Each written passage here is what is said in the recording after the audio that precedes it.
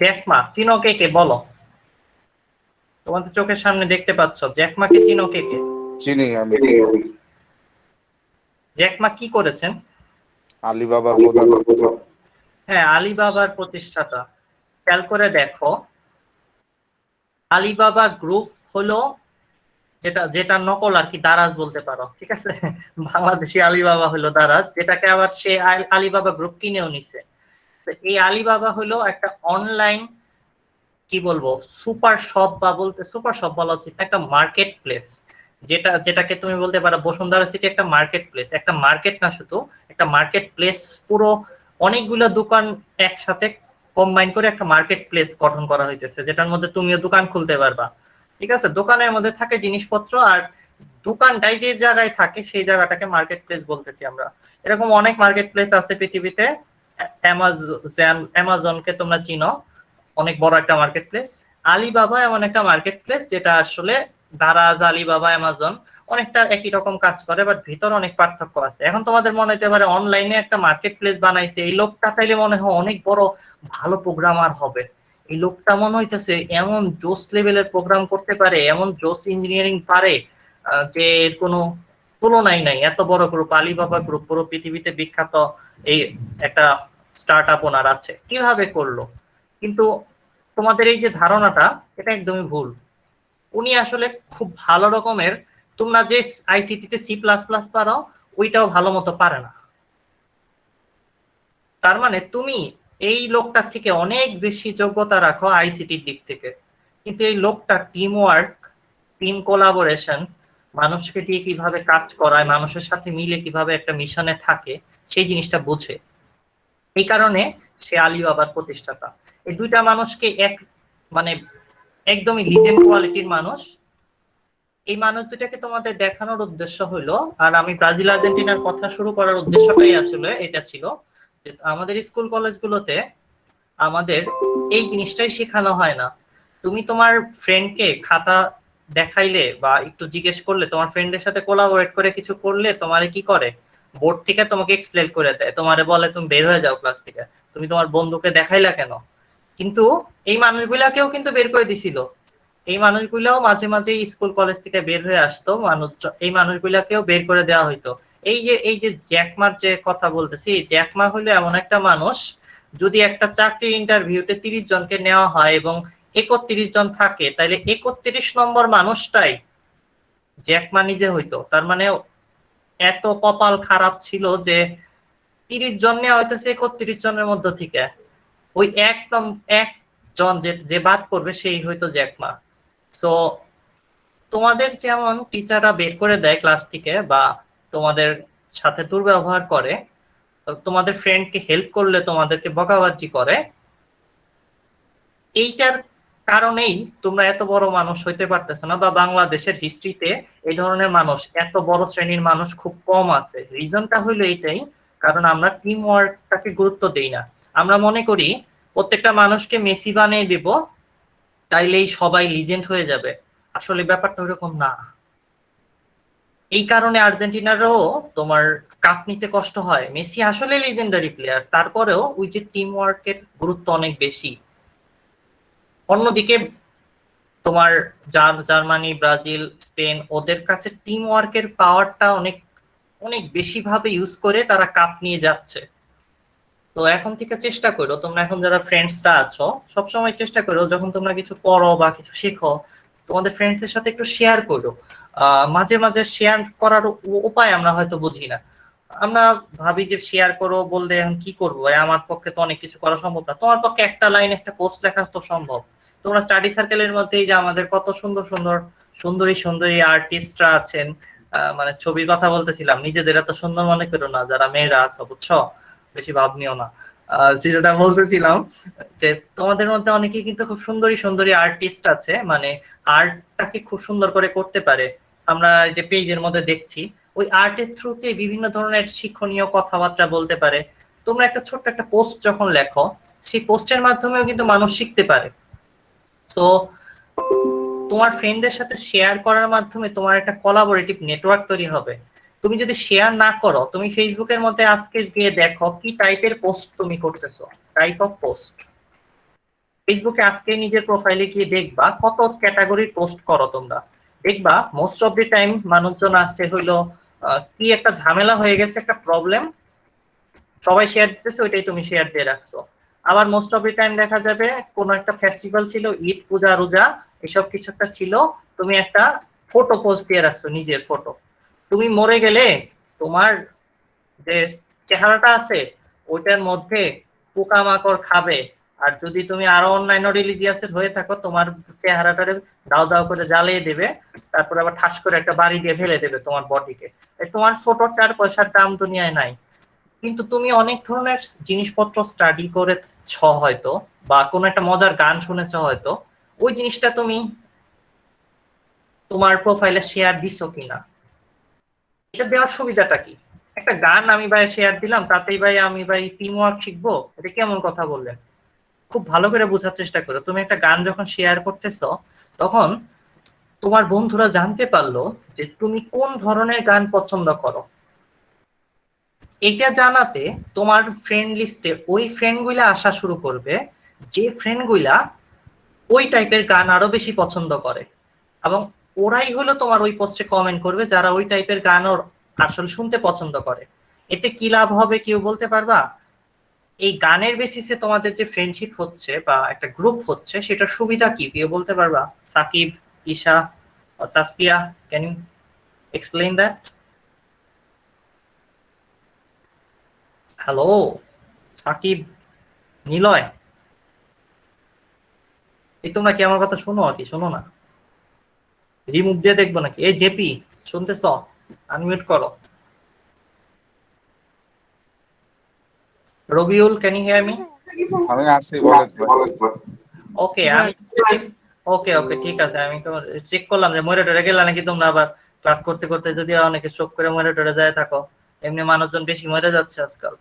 আচ্ছা, যেটা বলছিলাম, তোমার ফেসবুকে একটা ছোট্ট কথা বা ছোট্ট ইমোশন শেয়ার করাতে তোমার একটা কমিউনিটি বিল্ড আপ হবে, এবং ওই ধরনের মানুষ তুমি একসাথে পেয়ে যাবা তোমার প্রোফাইলে, যাদেরকে দিয়ে পরবর্তীতে হয়তো তুমি একটা গান, যে ধরো গান জাস্ট এক্সাম্পল, হইতে পারে তুমি কবিতা লিখতে পছন্দ করো, হইতে পারে তুমি প্রোগ্রামিং করতে পছন্দ করো, হইতে পারে তুমি ইংলিশে কমিউনিকেশন করতে পছন্দ করো, আর ইংলিশে কোনো কিছু লিখে কারোর সাথে শেয়ার করে দেন তার সাথে কোলাবোরেটিভ কোনো কিছু করতে পছন্দ করো, এরকমও হতে পারে। অথবা তুমি ছবি আঁকতে পছন্দ করো, সেটা যদি তুমি প্রোফাইলে শেয়ার করো, এটার সুবিধাটা কোথায়? তুমি আস্তে আস্তে একটা গ্রুপের আন্ডারে চলে আসবা, যে মানুষগুলো তোমার একটা কমিউনিটির আন্ডারে থাকবে। পরবর্তীতে হয়তো ওই মানুষগুলোর সাথে তুমি একটা ছবির পরবর্তীতে একটা তুমি একটা ছবির দোকান খুলে ফেললা। হইতে পারে পরবর্তীতে তুমি একটা কি বলে বইয়ের ছোট ছোট লেখা লিখতে লিখতে তুমি একটা পরবর্তীতে একটা বইয়ের একটা শপ খুলে ফেললা। এখন তুমি বলে ভাইয়া বললা, তুমি ভাবলা যে ভাই এত জ্ঞান দিতেছেন ভাই, বইয়ের শপ খুলে কেউ স্টিভ জবস হয়ে গেছে, এত বড় কোটিপতি হয়ে গেছে নাকি, বা জ্যাকমা হয়ে গেছে নাকি? ভাই উদাহরণ দেখান তাইলে। আমি দেখাচ্ছি তোমাকে এখনই। ছোটবেলায় জিজ্ঞেস করা হয়েছিল একটা ছেলেকে, তুমি কি করবা, মানে কি করবা বড় হয়ে? ও খুব সরল মনে, খুব স্বাভাবিক মনে, ছোট বাচ্চাদের মনে আমাদের মতো এত দুষ্টামি থাকে না, ঠিক আছে? তো ছোট বাচ্চা যেভাবে কথা বলে, সে বলছিল আমার বাসায় অনেকগুলো বই আছে, এই বইগুলো আমি অনলাইন মার্কেটে সেল দিয়ে 100 কোটি টাকা ইনকাম করব। যখন এই বাচ্চা এই কথা বলছে, যে মানুষটারে বলছে, সে তো খিলখিলিয়ে হাসতে শুরু করে দিছে। আর যারা আশেপাশে ছিল সবাই তার কথায় হাসতেছিল, যে বেটাই কয় কি, একটা বই নিয়ে বাসায় থাকা পরিত্যক্ত বই যেগুলা পড়ে শেষ করে ফেলছে, ওই বই নিয়ে অনলাইনে বিক্রি করে দেবে, আর তাতে বলে 100 কোটি টাকা ইনকাম করবে। 100 কোটি, এটা কোনো কথা? এই এই যে বাচ্চাটা এই কথা বলছিল, এই বাচ্চাটা কে তোমাদের একটু ছবি দেখায়।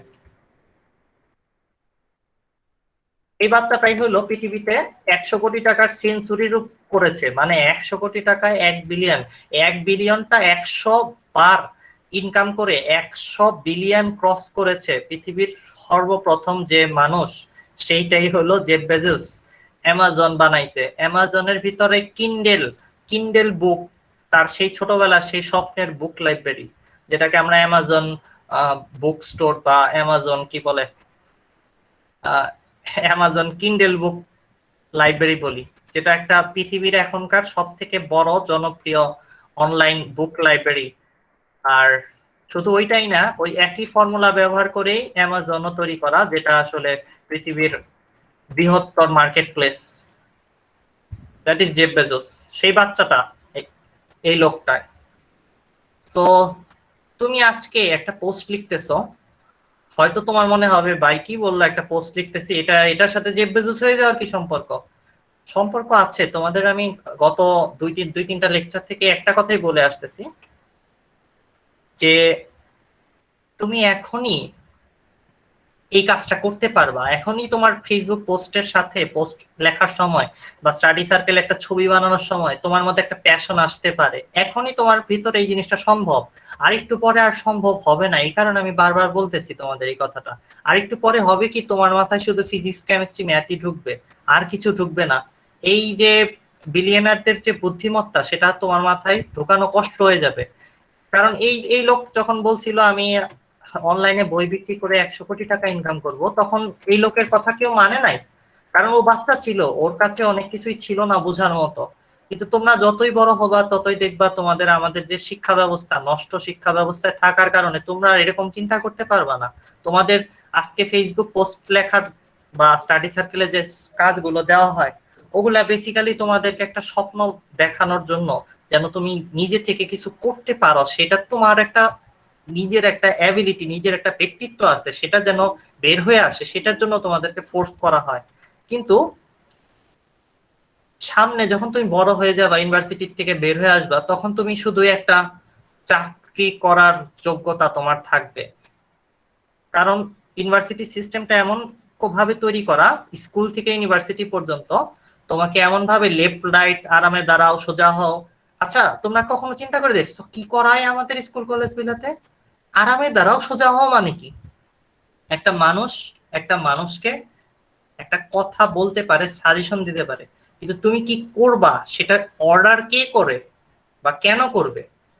তুমি যদি একটা ছোট বাচ্চাকে আরামে দাঁড়াইতে বললে, সাথে সাথে আরামে দাঁড়াইতে হয়, না দাঁড়াইলে বেগ দিয়ে বাড়ি দেয়। স্কুল কলেজগুলোতে তো তাই দেয়, ঠিক কিনা? আমার প্রশ্নের উত্তর দাও কেউ। স্কুল কলেজগুলোতে জি ভাইয়া। পিটির সময় কি করায় খেয়াল করে দেখো। তোমাকে একটা রোবট হিসেবে গড়ে তোলা হয়। স্কুল কলেজগুলোতে তোমাকে বলে না যে তুমি তুমি একটু ব্যাকরোল করে দাঁড়াও, তোমার কমান্ডার বানায়। এই তো ভালো কথা বলছে নাই। তোমরা খেয়াল করে দেখো, স্কুল কলেজগুলোতে আমাদের বানায় কমান্ডার, মানে কি কমান্ড দিলেই তুমি যেন কাজ করতে পারো। আমরা কম্পিউটার কেনার সময় কি চাই? কম্পিউটার বা মোবাইল কেনার সময় র্যাম যেন ভালো থাকে, রোম যেন ভালো থাকে, মানে কমান্ড করা মাত্র যেন কাজ করতে পারে। তোমাদেরকে কেন, মানুষকে কেন এভাবে শিখায় জানো? রিজনটা হইলো, আমাদের স্কুল কলেজগুলো আমাদেরকে এখনো ব্রিটিশদের চাকর মনে করে যে তোমাদের কোনো ব্যক্তিত্ব নাই, তোমরা মানুষ না, তোমরা হইলো রোবট। আরামে দাঁড়াইতে বললে আরামে দাঁড়াবা, সোজা হইতে বললে সোজা হয়ে দাঁড়াবা। তোমাদের কিন্তু ফিজিক্যাল এক্সারসাইজের জন্য পিটি করায় না।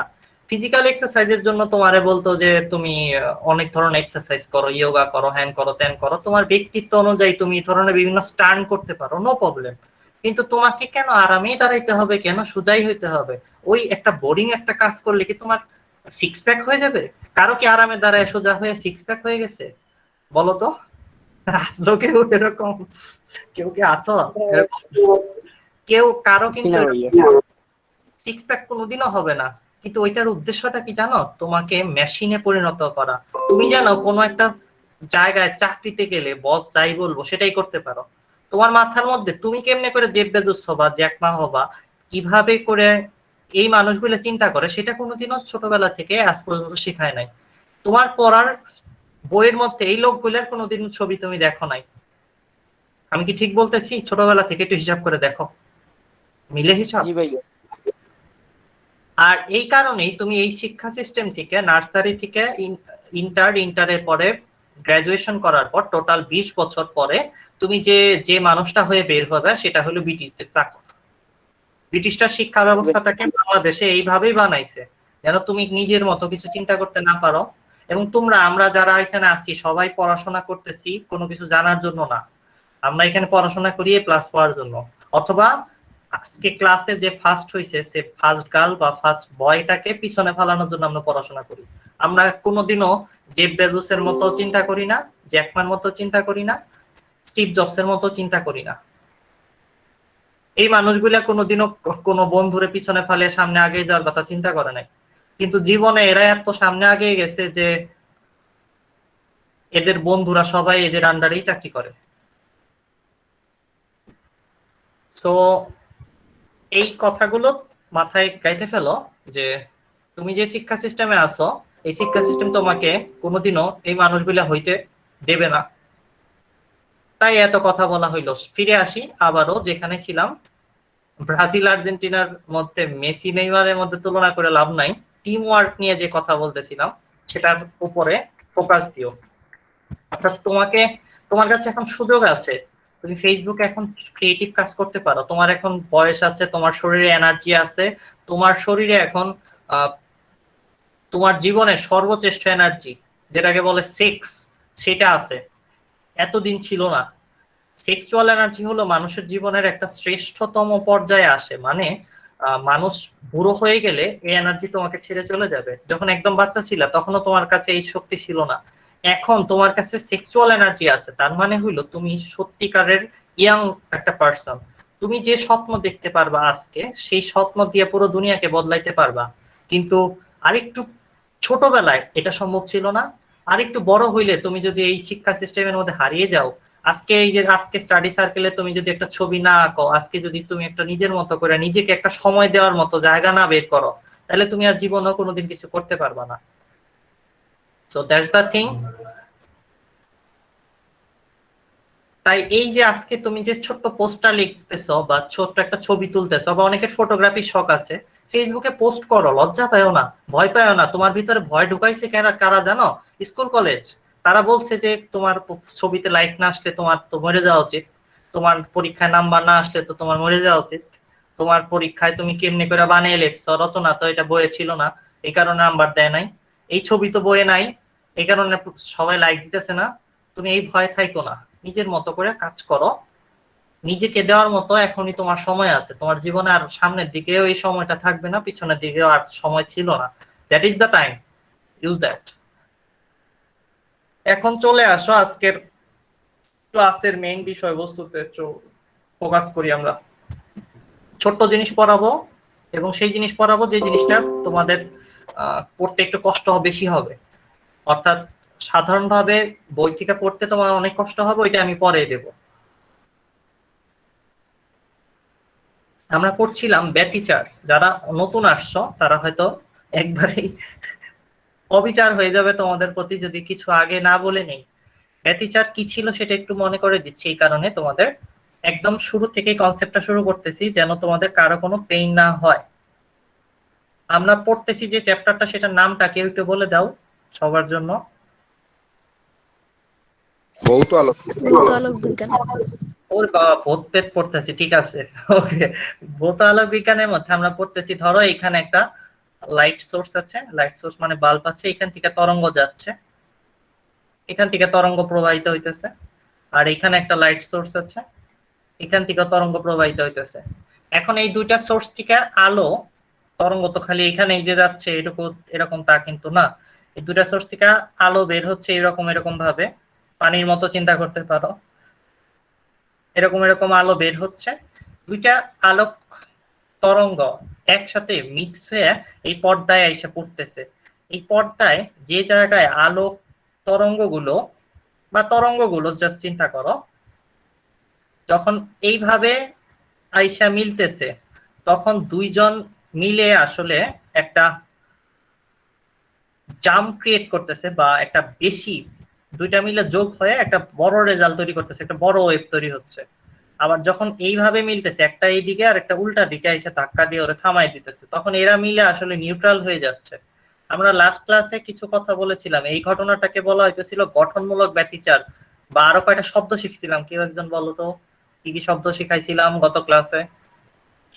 সাউন্ড বা চরম।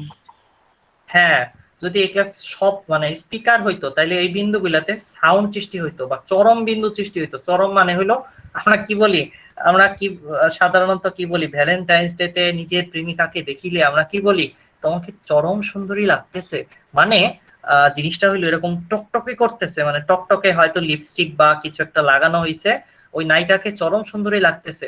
আর মাঝে মাঝে সুন্দর না লাগলেও তুমি বকা খাওয়ার হাত থেকে বাঁচার জন্য কমপ্লিমেন্ট, ভালো কমপ্লিমেন্ট করতেই পারো, ঠিক আছে। এখন যেটা বলছিলাম, এই যে আহ, সৌন্দর্যটাকে চরম বলতেছ বিকজ এটা একটা জায়গায় অনেক বেশি হাইলাইটেড আছে। আর যদি এরকম হয় নিউট্রাল, তাহলে এটাকে আমরা চরম বলি না, ঠিক আছে। সো চরম বিন্দু বলতে এই ঘটনাটাকে বোঝাচ্ছে, আর এই ঘটনা যেখানে যেখানে ঘটবে সেটাকে আমরা অবম বিন্দু বা নিঃশব্দ বা ধ্বংসাত্মক ব্যতিচার বলি। ধ্বংসাত্মক আবার কি জিনিস? কোথায় যেন আমাদের ঢাকা শহরে কোন জায়গায় যেন একটা ব্লাস্ট হয়েছে, কি যেন হয়েছে, কিছু ধ্বংস হয়েছে, মগবাজার। মগবাজারে কিছু ধ্বংসাত্মক ব্যতিচার হয়েছে। কি হয়েছে? একটা তরঙ্গ আর একটা তরঙ্গের বিপরীতে এসে একটাকে বিনাশ করে অনেক বড় একটা দুর্ঘটনা ঘটে গেছে। আচ্ছা, এখন প্রশ্ন হইল, এই জায়গাগুলোতে এই যে পর্দাটা আমি ফেলছি, সাদাটা হইলো পর্দা। পর্দা মানে এটা কি বলবো, পর্দা ওই এই পর্দা ওই পর্দা না, ঠিক আছে। পর্দা নিয়ে ঝামেলা করো না আবার। আচ্ছা, তোমার বাসার মধ্যে যে জানলায় লাগা ওই পর্দা এটা। এখন এই এই যে পর্দা, সেই পর্দার মধ্যে আলো এসে পড়েছে। আলো এসে পড়ার যে ব্যাপারটা বোঝার চেষ্টা করো। আলো দুইটা দুইটা আলো এসে পড়েছে, হয়তো এখানে একটু চরম বিন্দু তৈরি হবে, আবার একটু গ্যাপ, মানে কিছুই ধ্বংসাত্মক ব্যতিচার, আবার গঠনমূলক ব্যতিচার, আবার ধ্বংসাত্মক ব্যতিচার, আবার গঠনমূলক ব্যতিচার। এইভাবে করে পর্দার মধ্যে বিভিন্ন জায়গায় দেখা যাবে কোথাও ধ্বংসাত্মক ব্যতিচার, কোথাও গঠনমূলক ব্যতিচার হয়েছে, এরকম একটা প্যাটার্ন পাওয়া যায়। এটাকে বলা হয় ইন্টারফারেন্স প্যাটার্ন বা ব্যতিচারের ডোরা। ডোরা, ওই যে দেখো না জিরাফের গায়ে ডোরা কাটা থাকে, আমরা বলি ছোটবেলায় পড়ছো না, জিরাফের গায়ে ডোরা কাটা, সেই সেরকম ডোরা আর কি, ডোরা। এগুলাকে বলা হয় ব্যতিচারের ডোরা এক একটা। এখন এই ডোরা গুলার প্রস্থ নির্ণয় করা শিখবো আমরা আজকে, শিখবো কিনা জানি না, অনেক জ্ঞান দিয়ে ফেলছি। বেশি সময় আমি তোমাদের দেব না, তোমরা চিনো আমারে, ঠিক আছে। তো তবে একটা সময় ক্লাস করতে করতে আমরা এই চ্যাপ্টার তো বলছি যেরকম ভাবে 3-4টা ক্লাস মনে হয় নেবো, কয়টা ক্লাস নেবো বলছিলাম, ওই ক্লাসে শেষ করে দেবো। যে কোনো একটা সময় আমরা বেশি ক্লাস নিয়ে মানে একবারে 10টা থেকে 12টা পরে পুরো চ্যাপ্টার শেষ করে দেবো, তো সমস্যা নাই। তো তোমাদের যে সময়ের মধ্যে চ্যাপ্টার শেষ করার দরকার ওই সময় আমরা করব। এখন প্রশ্ন হইল, আমি যদি আন্তাজে, আমি যদি অন্ধ হই, ঠিক আছে, পদার্থবিজ্ঞানের চোখ দ্বারা দেখতে চাচ্ছি, আমরা সাধারণত মনে করো অন্ধই বলা যায়। এখন প্রশ্ন হইল, এইখানে চরম হবে না অবম হবে জানি না, আমরা তো দেখলে বুঝতে পারবো, কিন্তু গাণিতিক দৃষ্টি দিয়ে কেমনে বুঝবো এখানে চরম হবে না অবম হবে? এখানে কি হবে? এই প্রত্যেকটা বিন্দুতে পর্দার কোনো একটা প্লেসে ধ্বংসাত্মক ঘটনা ঘটছে নাকি গঠনমূলক ঘটনা ঘটছে, চরম সুন্দরী দেখা যাচ্ছে না কদাকার দেখা যাচ্ছে, সেটা কেমনে করে বুঝবো? সেটার উপরে একটা কন্ডিশন আছে।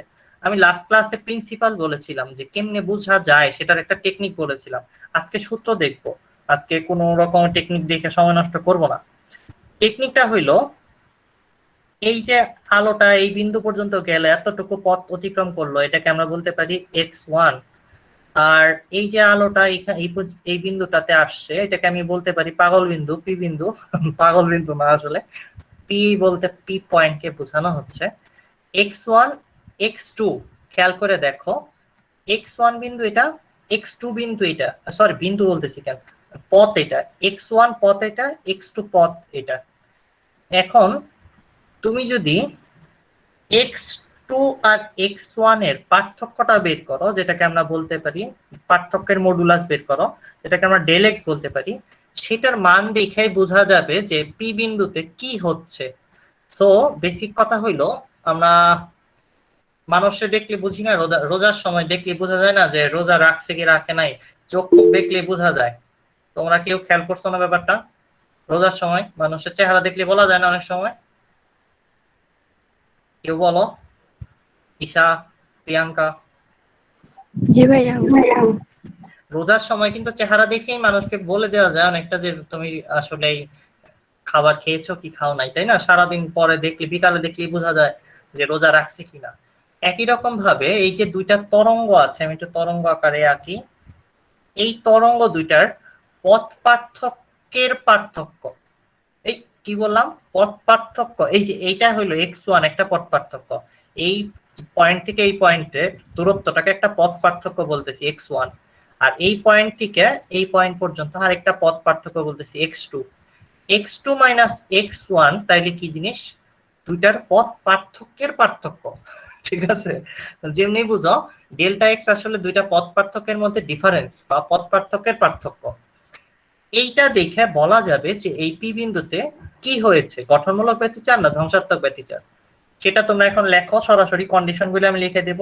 কন্ডিশনগুলো কেমনে প্রতিপাদন করা হয়েছে সেটার মেকানিজমটা গত ক্লাসে আমি বলেছিলাম, বাট প্রতিপাদন এখন আমার দেখানোর কোনো ইচ্ছা নাই। x2 মাইনাস x1 লেখো বা x1 মাইনাস x2 লেখো, যাই খুশি লেখো, সমস্যা নাই। লেখো যে গঠনমূলক ব্যতিচারের শর্ত হইল, গঠনমূলক ব্যতিচার যেখানে যেখানে ঘটবে সেইখানে এই পথ পার্থক্য মেজার করে আমরা বলতে পারবো যে কোন জায়গায় সেটা ঘটতেছে। লেখো n 2n ল্যামডা বাই 2 আর ধ্বংসাত্মকের জন্য শর্ত লেখো ভয়। নিজেরা একটু বানাম ঠিক করে লেখো, আমি তো বানাম পারি না, আমি কোত্থেকে ঠিক করে লিখবো। ডেল এক্স, এই দুইটা শর্ত কোথা থেকে আসছে? প্রতিবেদন থেকে আসছে। প্রতিবেদন আমি দেখাইতেছি না এই কারণে তোমরা বুঝতেছো না, তোমার বোঝাও লাগবে না, প্রতিবেদন পরীক্ষা আসবে না, কিন্তু এই সূত্র দুইটা কেমনে কাজ করে সেটা বোঝা লাগবে। এই সূত্র দুইটা ব্যবহার করে কিভাবে সৃজনশীল প্রশ্ন সলভ করতে হয় সেটা বোঝা লাগবে। এই দুইটা সূত্র আসলে কি মিন করে, এন আসলে কি সেটা বুঝতে হবে। দুইটা কেসে এন আসলে কি সেটা একবারে আমি কোথাও লিখে দিতে চাচ্ছিলাম, একবারে লেখা যাচ্ছে না। আচ্ছা, এন এইখানেই লেখো। এন ইজ ইকুয়াল টু সবসময় 0 থেকে শুরু হবে, 0 1 2 3 dot dot dot dot dot. নিচেরটার ক্ষেত্রেও একই কথা, n is equal to 0 1 2 3 dot dot dot dot. এই যে সূত্র দুইটা দেখতেছো, দুইটার মধ্যে তোমাদের বইগুলোতে এই 2 আর এই 2 কেটে n ল্যামডা লেখা থাকে অনেক বইয়ে, তোমরা ওটা লিখবা না। কারণ কি? কারণ এই দুইটা সূত্র মুখস্থ করতে সুবিধা হবে। দেখো তাকে, এই n এর পাশে একটা 1 লাগাই দিলেই ধ্বংসাত্মক ব্যতিচারের শর্ত হয়ে যাচ্ছে। খেয়াল করে দেখছো? প্যাটার্ন, মানুষের মনের ভিতর প্যাটার্ন বেশি মনে থাকে, মানুষের প্যাটার্ন ক্রিয়েট করে দিলে সেটা মনে রাখতে সুবিধা হয় মানুষের। এই কারণে আমি বলতেছি তোমরা এই সূত্র দুইটা এবং এই শর্ত টাইপের যা যা আছে বই থেকে পড়ো না। কারণ আছে, কারণ বিভিন্ন বইয়ে এই এন এর মান নিয়ে অনেক ঝামেলা করবে। অনেক বইয়ে লেখা থাকবে এন এর মান 1 থেকে শুরু হবে, অনেক বই লেখা থাকবে 2 থেকে শুরু হবে, অনেক বই অনেক ঝামেলার সম্মুখীন হবা। এই কারণে আমি বলতেছি আমি যেটা পড়াচ্ছি এটা একদম এখান থেকে শিখে রাখো, কোনো রকমের চেঞ্জ আসবে না। এবং এই প্রতিপাদনগুলো প্রত্যেকটাই আমি অনেকবার করে দেখছি, তো সবকিছুই আমার ঠিকঠাক মতোই জানা আছে, তাই তুমি নির্দ্বিধায় যেটা বলতেছি এটা শিখতে পারো, প্যারা নাই। আচ্ছা, এখন বুঝার ব্যাপার, এন এর মান 0 1 2 3 এগুলার বলতে কি বোঝাচ্ছি, ল্যামডা বলতে কি বোঝাচ্ছি। প্রথমে ল্যামডা নিয়ে একটু কথা বলি। যদি আমরা একটা তরঙ্গ এভাবে আঁকি, তরঙ্গের প্যাটার্ন রিপিট করে, এই যে এখান থেকে আবার একই জিনিস শুরু হচ্ছে, তার মানে রিপিট করার আগ পর্যন্ত তরঙ্গটা যে দূরত্ব যায় সেটাকে ল্যামডা বা তরঙ্গ দৈর্ঘ্য বলি আমরা। এখন তোমাদের আমি যেটা এইখানে কি বুঝাচ্ছে, আসলে এইখানে বুঝাচ্ছে যদি তুমি দেখো প্রথমে 0 বসাইলে কত আসে এই জায়গাটা একটু চিন্তা করে দেখো তো। প্রথম কন্ডিশনটা এটা নিয়ে আমরা একটু চিন্তা করি, del x is equal to 2n lambda by 2, তোমরা খাতায় তুইলো। এটার মান, এন এর মান এইখানে রসগোল্লা বসিয়ে দাও, পরীক্ষায় তোমরা যেটা পাও, ঠিক আছে? এটা বসিয়ে দাও। ডেল এক্স এর মান 0 আসতেছে। কেউ চালাকি করে বলতে পারবা কি না একটু দেখো তো, আমি প্রশ্নটা করতেছি। এখানে দুইটা উৎস থাকলে কোন বিন্দু এটা যেটা ডেল এক্স 0 হবে?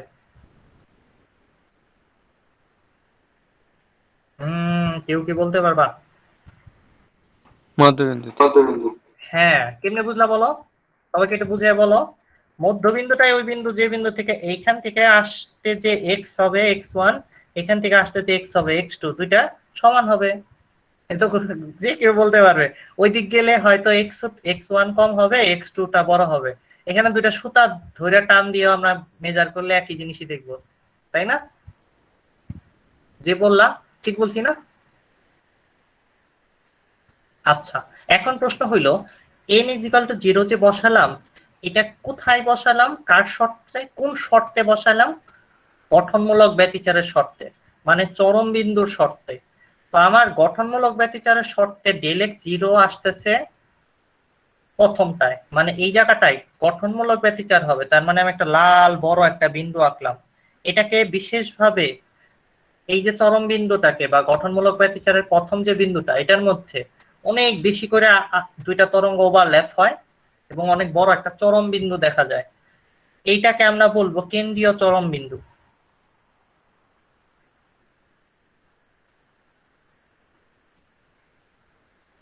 এই বিন্দু কিন্তু ওই নায়িকার নাম না, ঠিক আছে? ভেজাল করো না, আবার নায়িকা নৌকা নিয়ে এসে ঝামেলা করো না। একটু পরে নায়িকাদের ছবি আজকে আনলাম না, থাক, সমস্যা নাই। আজকে যে বেজোসদের দেখে খুশি থাকো, মেয়েরা ভালোই খুব মজা পেতেছে যে বাহ, আজকে তো ভাইয়া প্রতিদিন নায়িকা নিয়ে আসে, আজকে নায়ক নিয়ে আসছে। এখন যেটা বলতেছিলাম খেয়াল করো, এটাকে কেন্দ্রীয় চরম বিন্দু বলবো। আচ্ছা, আরেকটা চরম বিন্দুর আগে একটা ধ্বংসাত্মক ব্যতিচার খুঁজে বের করি, চলো। দেখো তো, এখানে 0 বসায় দাও এন এর মান, তাহলে কি আসে λ/2। ধরো এই যে তরঙ্গ গুলা আসতেছে না, আমাদের যে এই তরঙ্গ গুলা, এটা তরঙ্গ দৈর্ঘ্য হলে এই দুইটা তরঙ্গের তরঙ্গ দৈর্ঘ্য সামথিং, মনে করো একটা কিছু কিছু একটা ধরে নাও, ধরো এটা হলো 4 কি ন্যানোমিটার না মিটার, 4 মিটার অনেক বেশি। আচ্ছা কমে দেই, 0.4 দেই, তাহলে আবার আমার যোগ বিয়োগ করতে কষ্ট হবে, বাদ দাও, 4 মিটারে দিয়ে রাখো, বাস্তবের দরকার নেই, অবাস্তব কাজ করলে ভালো লাগবে। এইবার আসো, del x is equal to 2n plus 1 λ/2, এর মান শূন্য বসালে কত হবে বলো তো? এটা λ/2 λ/2, ভেরি গুড, মানে 4/2, মানে 2 মিটার। এখন তোমাদের আমি যদি 2 মিটারের এই হিসাবটা মিলানোর কথা বলি, এইখানে একটা বাতি, এখানে আরেকটা বাতি দিলাম, একটা বাঁকা লাইন, বাঁকা লাইন দেওয়ার দরকার নাই, সোজা লাইন দিতেছি নাও। ওকে, আমরা জানি এখানে কেন্দ্রীয় চরম বিন্দু আছে। মজার কথা হইলো এই জায়গাটায় আর এই জায়গাটায়, এই যে দুইটা চরম বিন্দুর দুই পাশে দুইটা বিন্দু, এইখানে তুমি হিসাব করলে দেখতে পারবা যে ধরো এটা 10 মিটার, এটা হবে 8 মিটার, আবার এটা 10 মিটার, ওইটা হবে 8 মিটার। তোমরা একটু ডেল এক্স চিন্তা করে বলো তো কত হবে দুইটা বিন্দুর জন্য, এই দুইটা বিন্দুর জন্য কত হবে ডেল এক্স?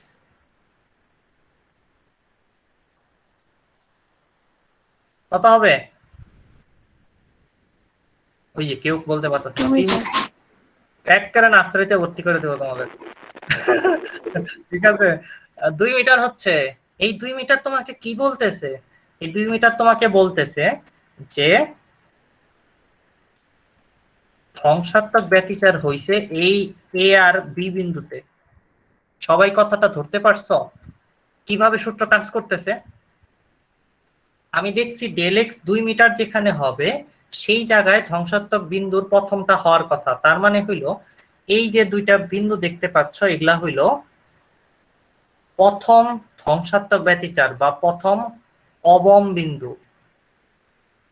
একটু আগে আমি এটাকে বলছিলাম কেন্দ্রীয় চরম বিন্দু, কেন্দ্রীয় চরম বিন্দু। আর বলছিলাম বিন্দু কোনো নায়িকার নাম না, খালি উল্টাপাল্টা জিনিস কল্পনা করো না, ঠিক আছে? আচ্ছা, এখন একই রকম ভাবে তুমি আরেকটু আগাও। এইবার এন এর মান তো প্রথমে 0 বসাইছিলা, এইবার 1 বসাও। কোথায়? গঠনমূলক ব্যতিচারে এখানে বসাও। ডেল এক্স এর মান কত আসে বলো তো, কেউ একজন বলে দাও। ল্যামডা ল্যামডা মানে 4 আসতেছে, 4 মিটার। তার মানে এখান থেকে আরেকটু দূরের আরেকটা বিন্দু। Very good, very good. তার মানে এই যে আরো কয়েকটা বিন্দু, এইভাবে করে আমরা আসলে এই ছবিটা পাচ্ছি। কি ছবি পাচ্ছি? এরকম একটা ছবি পাচ্ছি, মানে প্রথমে কেন্দ্রীয় চরম বিন্দু, তারপর দুই পাশে দুইটা অবম বিন্দু, মানে দুই পাশে দুইটা ধ্বংসাত্মক ঘটনা ঘটছে, দুই পাশে দুইটা অবম বিন্দু তৈরি হয়েছে।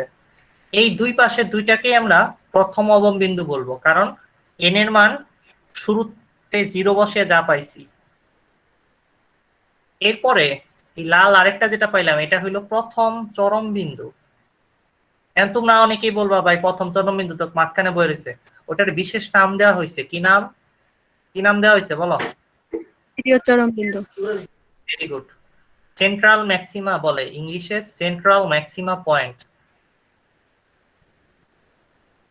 চরম বিন্দু। কেউ ইংলিশ ভার্সনে থাকলে প্লিজ বইলো যে তুমি আমার কথা বুঝতে পারতেছো না, then I will translate everything. Interference প্যাটার্নের বা ব্যতিচারের প্যাটার্নের রহস্যটা আমরা এরকম ভাবে আঁকতে পারতেছি কিসের সাহায্যে? অ্যান্সার হলো গণিতের সাহায্যে। গণিত কোথায় প্রয়োগ করা হয়েছে? এই সূত্র দুইটার ভিতরে প্রয়োগ করা হয়েছে। এখন আমরা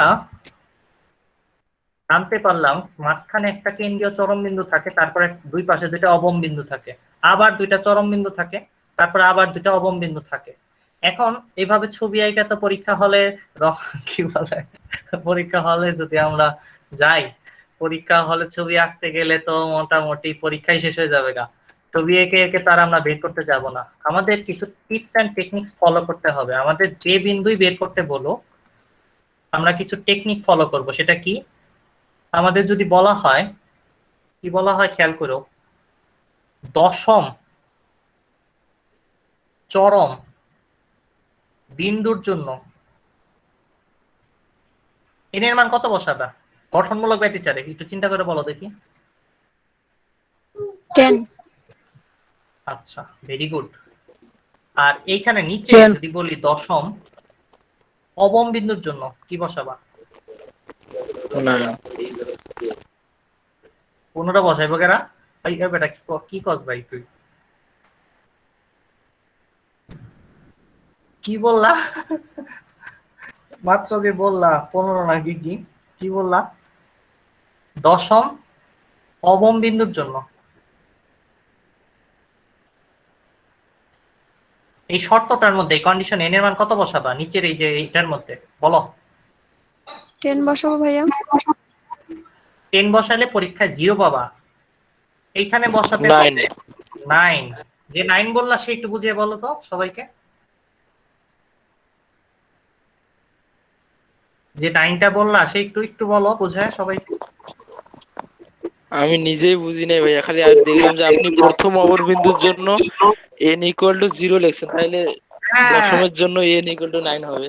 আরে তুমি তুমি বুঝো নাই মানে তোমার কনসাস মাইন্ড বুঝে নাই, কিন্তু তুমি যে ব্যাখ্যা করছো ওটাও ঠিক আছে এবং কনসেপ্টটাও ঠিক আছে, সাবকনসাসলি তুমি ঠিকই বুঝেছো। এইটার মধ্যে সে না n = 0 তে কেন্দ্রীয়টা হয়ে গেছে বইলা আমরা এটাকে বাদ দিচ্ছি, নাইলে তো 0 থেকে শুরু হইলে তো সবসময় একটা করে কমই হবে। কেন্দ্রীয় চরম ছিল বলে এইখানে আমরা 10-এ 10 বলতে পারবো, দশম চরম বলতে পারবো, কিন্তু অবমের ক্ষেত্রে এটাই তো ফার্স্ট অবম, এই শূন্য থেকেই তো শুরু হয়েছে, এটাই তো ফার্স্ট, তারপরে এটা সেকেন্ড। খেয়াল করে দেখো এভাবে করে 9 নম্বরটা আসলে কি? 9 নম্বরটা আসলে দশমটা, 10th। সরি 9 নম্বরটা আসলে, সরি কি বললাম, এন এর মান 9 যেখানে ওইটাই তো 10 নম্বরটা, তাই না? খেয়াল করে দেখো, নাকি এতক্ষণ বুঝো নাই কেউ কিছুই? যারা 10 বলতেছিলা সে একটু আবার আনমিউট করে আমার সাথে কথা বলো একটু প্লিজ। জি ভাইয়া বুঝতে পারছি। এখানে তো মানে কি বলে, ধরো প্রধানমন্ত্রী আসছে একটা জায়গায়, সেখানে তাকে আলাদা চেয়ার দিছ, তারে গণায় ধরো নাই, কারণ বিশেষভাবে তাকে বিশেষ অতিথি বানানো হয়েছে, কিন্তু বাকি সবাই তো গণায় ধরবা। এখানে তুমি ওর এই জিরোটারে বাদ দিবা থেকে, এই 0 বসালে একটা মান পাবা, λ/2 মাত্রই দেখছো, সেটা দিয়েই তো আমাদের প্রথম অবম তৈরি হয়েছে। এই যে দেখো n এর মান 0। সো খেয়াল করো এই জায়গাটায় অনেক বড় ভুল করে ছাত্রছাত্রীরা, সূত্র প্রতিপাদন দেখে দেখে কলেজের টিচাররা সময় নষ্ট করে, আর মেইন যে জায়গায় ভুল করে ওইটা বলেই না কিছু। এই কারণে তোমাদের এত বিশেষভাবে বলা হইতেছে এন এর মান 1 2 3 এগুলা এন এর মান যা তাই হবে চরমের জন্য অর্ডারটা, কিন্তু অবমের জন্য সেটা কখনোই হবে না, এক কমায় দিতে হবে। যদি তুমি আমি যে সূত্রটা দিছি ওইটা ব্যবহার করো, বইয়ের সূত্র ব্যবহার করলে অন্য কিছু হয়ে যাবে। এই যে সূত্র দুইটা ধরাই দিছি তোমাদের, এই দুইটা সূত্রের এই প্যাটার্নটা কখনো এইভাবে মুখস্থ করবা না, বলবা যে ভাই বেশি বুঝেন আপনি, দেখেন এটা কত ছোট, কইরো না, কারণ অনেক খুলা জিনিস আছে। এটা তো ব্যতিচার পড়াইতেছি, সামনে পড়াবো আবার স্থির তরঙ্গের সাথে আবার পড়াবো হলো অপবর্তন, তারপর গ্রেটিং অপবর্তন। এই 4-5টা জিনিসের মধ্যে এই সূত্রটা মুখস্থ রাখলে তোমার মাথায় সবগুলা ঢুকে দেওয়া সহজ হবে। বাকি অন্য কিছু করতে গেলেই কষ্ট বাড়বে, তোমার কষ্ট কমবে না। তুমি আমার থেকে বেশি ফাঁকিবাজ না, আমি এখানকার এই ক্লাসে সবথেকে বেশি বড় ফাঁকিবাজ আমি। তো কেমনে কোনটা সহজে মুখস্থ করতে হবে এটা আমি জানি। তুমি কোনো পেন নিও না, যতটুকু বুঝাইছি এটুকু বুঝো। তাইলে আমরা এখন তোমাদের কাছে একটা প্রশ্ন জিজ্ঞেস করতেছি, একটা ম্যাথ করি চলো। আমি তোমাদের বলতেছি 100তম চরম বিন্দু তে পাওয়া গেছে ডেল এক্স এর মান সামথিং কত 200 মিটার। তরঙ্গ দৈর্ঘ্য বের করো, যে তরঙ্গটা দিয়ে ব্যতিচারটা হয়েছে সেই তরঙ্গের দৈর্ঘ্য বের করো। অ্যান্সার বলো তাদের অ্যান্সার বলে ফেলো।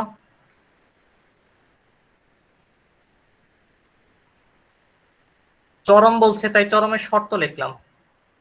এন এর মান কত হবে? চরমের ক্ষেত্রে যা এখানে আছে ওইটাই বসে দিলে হবে, সমস্যা নাই। ল্যামডা বের করতে বলছে, ডেল এক্স 200 দিয়ে দিছে, তো আর কিছু চিন্তা নাই। 2 হবে, এই তো। Lambda 2 metre. আচ্ছা, ভেরি গুড। এখন তোমাকে যদি বলা হয় ওই তরঙ্গের বেগ হইল আলোর বেগ 3 × 10⁸, তাইলে তরঙ্গটার কম্পাঙ্ক বের করো, পারবা না?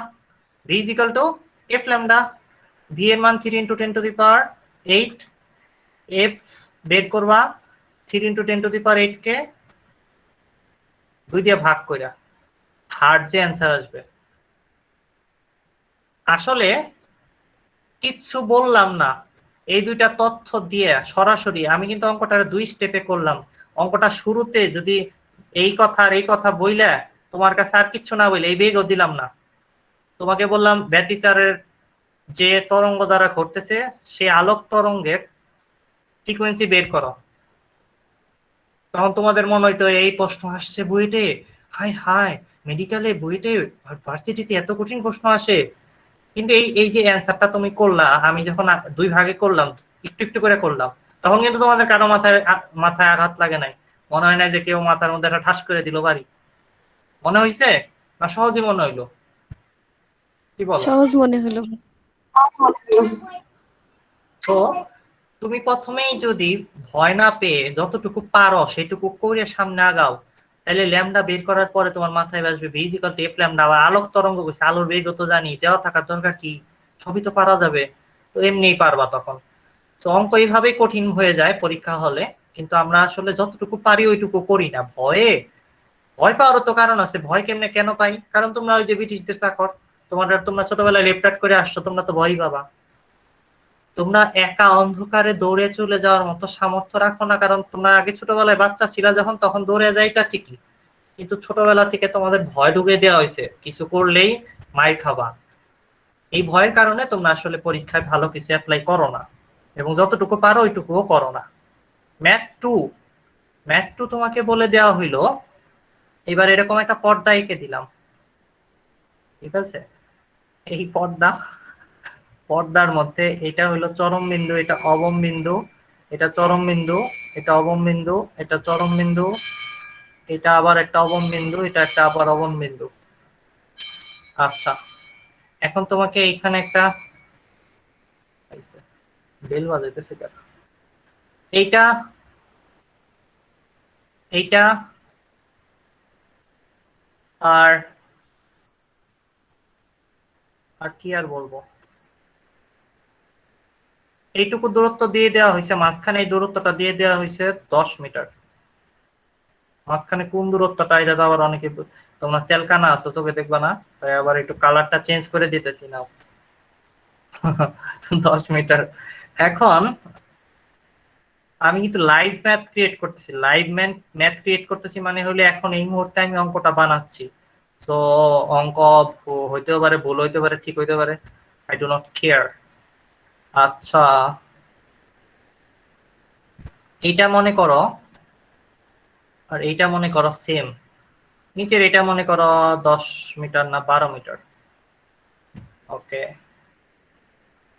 আর এই যে এইটুকু দেখতে পাচ্ছ এই পুরোটুকু হইল 4 মিটার। অনেক কিছু দেওয়া হইলো, তোমাকে এখন ল্যামডা ইজ ইকুয়াল টু কত জিজ্ঞেস করা হইলো, আর কিচ্ছু নাই।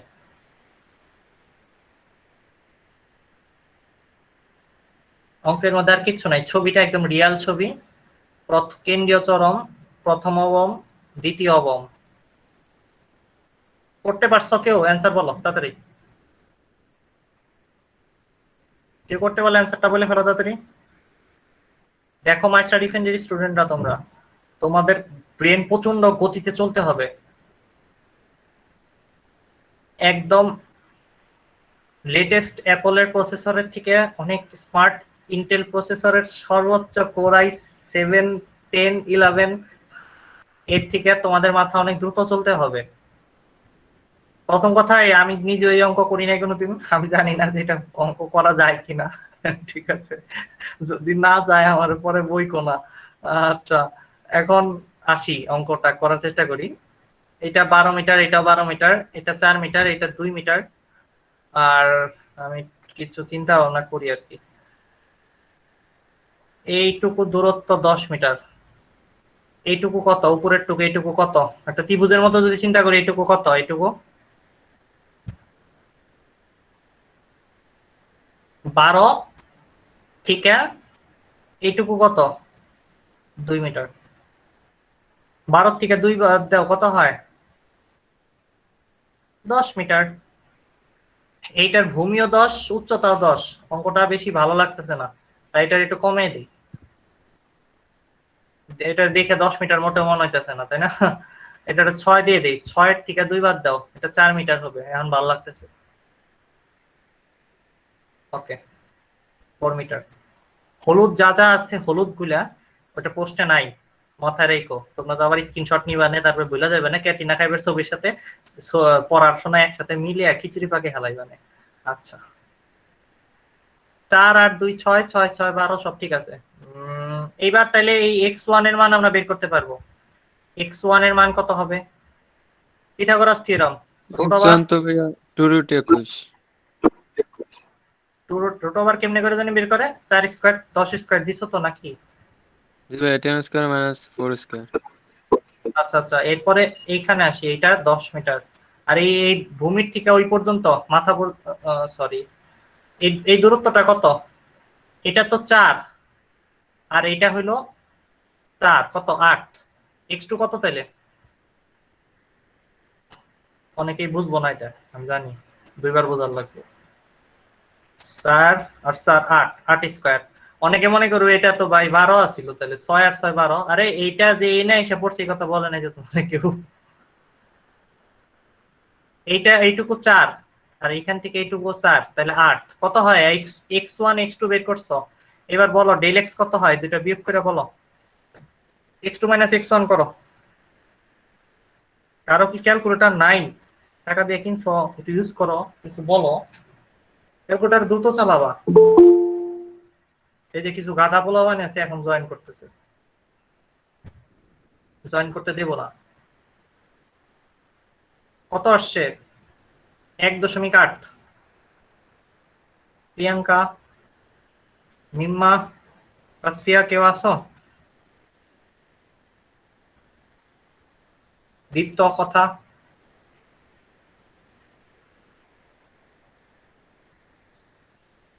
আরে তোমরা কেউ কথা না বললে অঙ্ক করবো কোথেকে? 1.825। কত আসে? 1.826। হ্যালো, হয়েছে 1.83, ঠিক আছে। আচ্ছা আচ্ছা। ওর বাবা, ঠিক আছে। আমার অঙ্ক ঠিক আছে নাকি ওটা আমার বলতেছে আবার আরেকজন পণ্ডিত। আচ্ছা আচ্ছা, কি যেন বলতেছিলাম, না বইলো, আসলে ভুল করতেই পারি, সমস্যা কি? আমি তো মানুষ তোমাদের মতোই, এমনি অঙ্ক টঙ্ক অত পারি না। আচ্ছা দেখো, এইটা x2 আর একটা x1, এই দুইটা আমরা যদি বের করলাম, ডেল এক্স বের করে ফেলছি, ডেল এক্স বের করছি। এখন তুমি তাকে আমাকে সবাই আমাকে একটু কেউ একজন বলো, এটা কততম অবম বিন্দু দেখা যাইতেছে ছবিতে? এটা এন থেকে হিসাব করবা। এই যে প্রথম, এটা হলো একটা, এটা কত? এই দেখো কোথা থেকে কার ফোন আসতেছে। ফোনের সাথে কম্পিউটার সিনক্রোনাইজ হয়ে গেল কবে? এটা তো বুঝলাম না। আচ্ছা, del x is equal to, এইটা কততম অবম বলো প্রিয়াঙ্কা? স্যার দ্বিতীয় না? দ্বিতীয় অবম, এক্স্যাক্টলি। অবমের শর্তটা কি? 2n প্লাস 1 নাকি 1 ছাড়াটা বলো?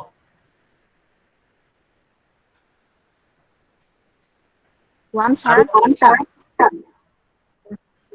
এই বলে এখনই বলে যাবো, হ্যাঁ? তোমরা তো আমার স্টুডেন্ট, ঠিকই আছে, শর্ট টাইম মেমোরি তো সবাই কাজ নেই। আচ্ছা, এই যে এটা ধ্বংসাত্মক ব্যতিচার তো এটা। আচ্ছা, ধ্বংসাত্মক ব্যতিচার দ্বিতীয়টার ক্ষেত্রে n এর মান কত বসাবা বলো? 1 n এর মান 1 বসাবো। প্রথমটা হলো 0, তারপরেরটা দ্বিতীয়টা হলো 1, এক্স্যাক্টলি। n এর মান 1,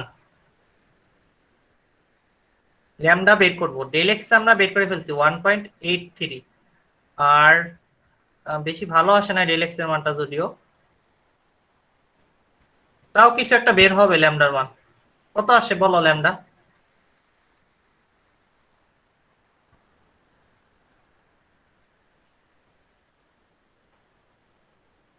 1.22, ঠিক আছে না?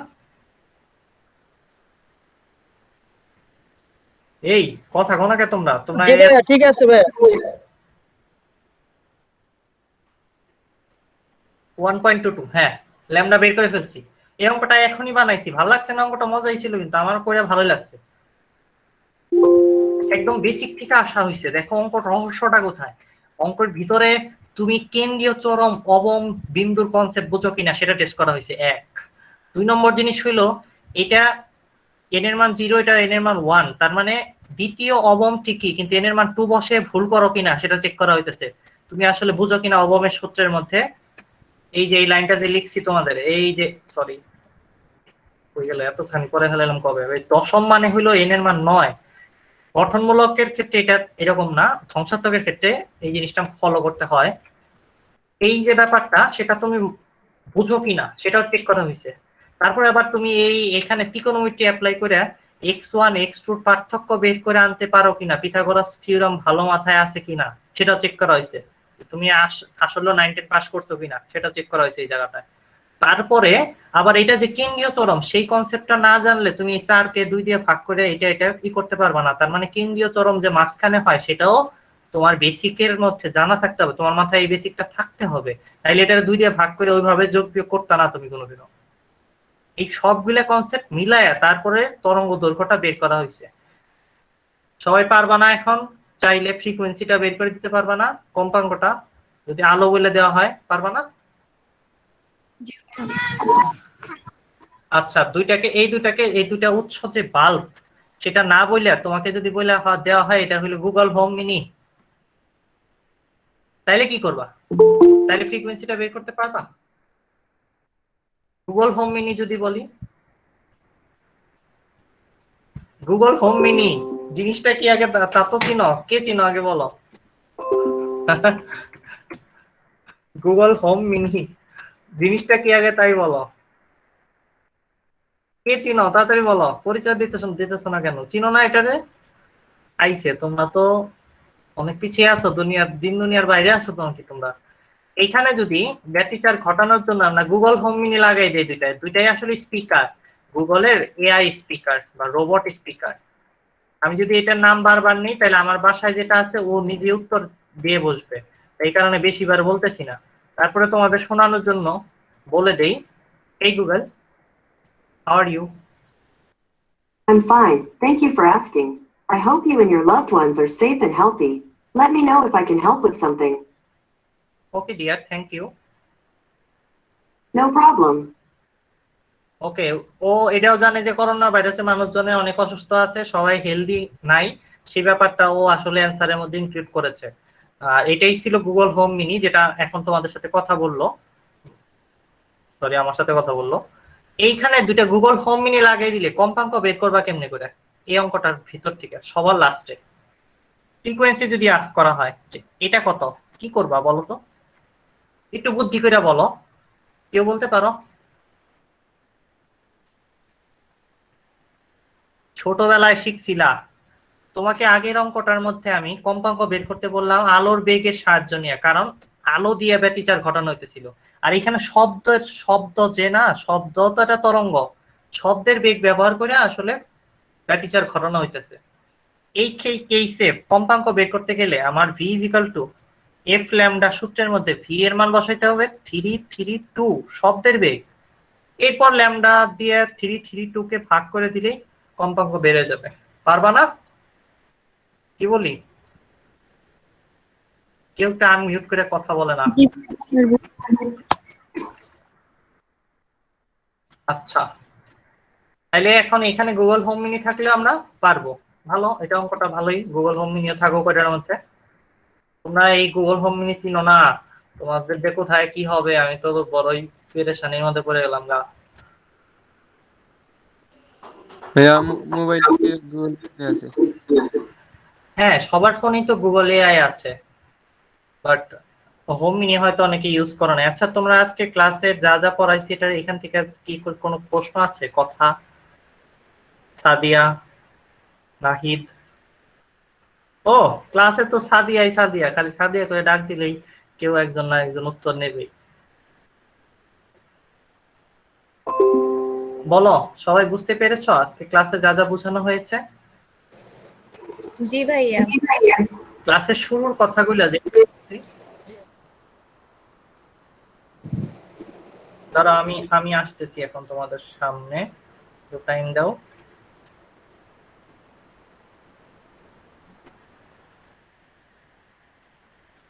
আজকে টোটাল ক্লাসে কি কি পড়াইছি সেটা একটু তোমাদের মনে করে দিচ্ছি, দেন আমি তোমাদের সাথে কথা বলি। দেখো, আজকে ক্লাসে ফার্স্ট কনসেপ্ট তোমাদের যেটা বুঝাইছি সেটা হলো টিম ওয়ার্ক করা দরকার। অর্থাৎ তোমাদের যে সোশ্যাল মিডিয়া আছে, সোশ্যাল প্ল্যাটফর্মটা ফেসবুক, টুইটার, ইনস্টাগ্রাম, সেটার মধ্যে ক্রিয়েটিভ কিছু করো যেটা তোমার ব্যক্তিত্বকে প্রকাশ করে। তাইলে তোমার কাছে সেই মানুষগুলো আসবে যে মানুষগুলো আসলে পরবর্তীতে তোমার একটা বড় কিছু করার জন্য একটা হেল্প হয়ে দাঁড়াবে। অর্থাৎ তোমার একটা টিম ফর্ম করবে, ওই মানুষগুলোর সাথে কাজ করার একটা এবিলিটি গ্রো করানোর চেষ্টা করো।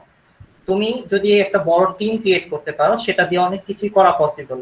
আর এখানে স্টাডি সার্কেলের ভিতরে আমরা তো একটা টিমের মাধ্যমে কাজ করতেছি, ছোট ছোট আর্টিকেল লিখতেছো বা ছবি আঁকতেছো, ওই কাজটাই আসলে তোমার নতুন একটা ব্যক্তিত্ব তৈরি করতেছে, নিজেকে তুমি ওই সময়টা দিচ্ছ। তো পড়াশোনা থেকে কে টাইম দিচ্ছ, সিনেমাকে টাইম দিচ্ছ, নেটফ্লিক্সকে টাইম দিচ্ছ, টিভি দেখা, খাওয়া, সবাইকে টাইম দিচ্ছ, তুমি নিজের জন্য তো কিছু করো, অ্যাটলিস্ট নিজেকে তো একটু টাইম দাও। এই কথাটা হলো আজকে ক্লাসে প্রথমে তোমাদের শেখাইছি। দেন পদার্থবিজ্ঞান থেকে কিছু কনসেপ্ট শেখানো হয়েছে, সেটা হলো কোথায় ধ্বংসাত্মক ব্যতিচার হয়, মানে দুইটা তরঙ্গ একসাথে মিলে কাম সারা হয়ে যায়, আর কোথায় দুইটা তরঙ্গ একসাথে মিলে গঠনমূলক ব্যতিচার মানে একটা টিম ফর্ম করে, একটা পাওয়ারফুল কিছু করে, চরম বিন্দু গঠন করে। সেগুলা কেমনে করে পথ পার্থক্য ডেলেক্স দেখে চিনতে পারবো সেটা শর্ত শেখানো হয়েছে তোমাদের, এবং এন এর মানের যে প্যাচটা আছে সেটা নিয়ে তোমাদের সাথে কথা বলা হয়েছে। তারপর কেমনে করে তরঙ্গ দৈর্ঘ্য দেওয়া থাকলে না থাকলে কি করবা না করবা সেটা নিয়ে, এবং একটা একটু প্যাচ লাগিয়ে তোমাদের একটা অঙ্ক করে দেওয়া হয়েছে, একটা না সরি দুইটা অঙ্ক করে দেওয়া হয়েছে। তোমরা কি এতটুকু বুঝতে পেরেছো? আমাকে একটু বলো। জি ভাইয়া। একটু করে আনমিউট করে বলো, কথা বলো।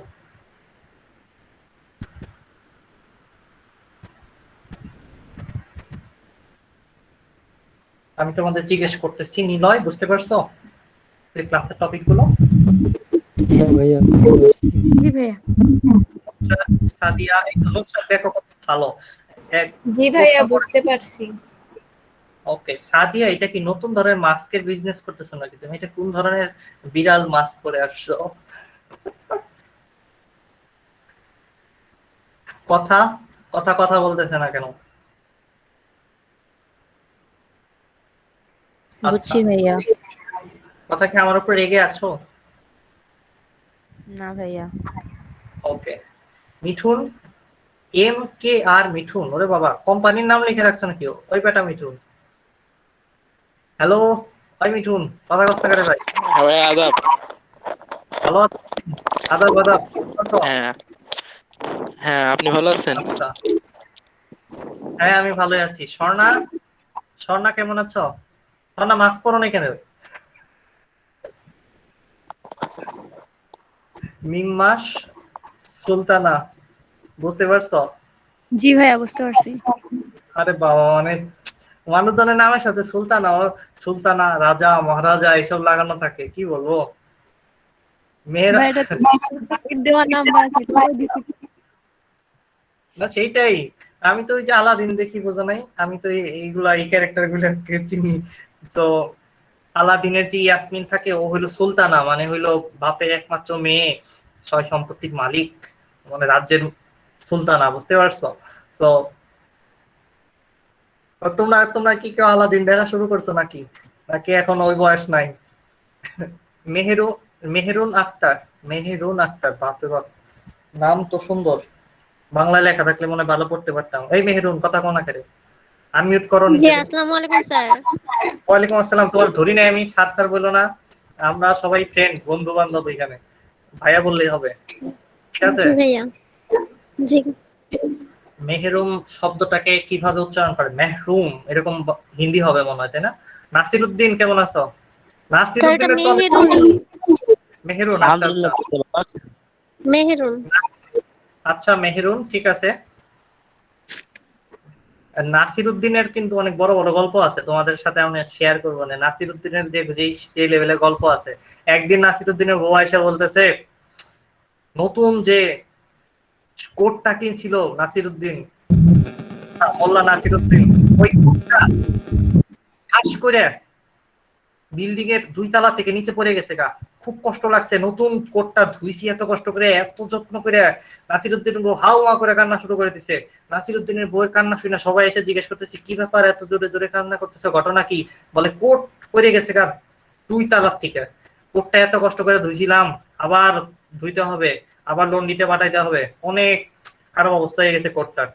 বলে এই জন্য এত কান্নাকাটি করতেছো? আরে কান্নাকাটি তো কিছু করতাম না, কোটের মধ্যে মোল্লা ছিল। তোমরা কি কি যোগটা বুঝতে পারছো? জি ভাইয়া। ভাই এই নাসিরউদ্দিনের পুরো নামটা কি? এটা তো নাসিরউদ্দিন পর্যন্ত আছে, আমি যে গল্প বললাম এটা হলো মোল্লা নাসিরউদ্দিন সিরিজ আর কি, ঠিক আছে? ওইখান থেকে গল্প বলছি। ও আচ্ছা, রেকর্ডিং চলতেছে কেন? হাই হাই, আবার কোন নাসিরউদ্দিন এসে ঝামেলা পাকাইবে না, কারণ রেকর্ডিং বন্ধ করে দিই।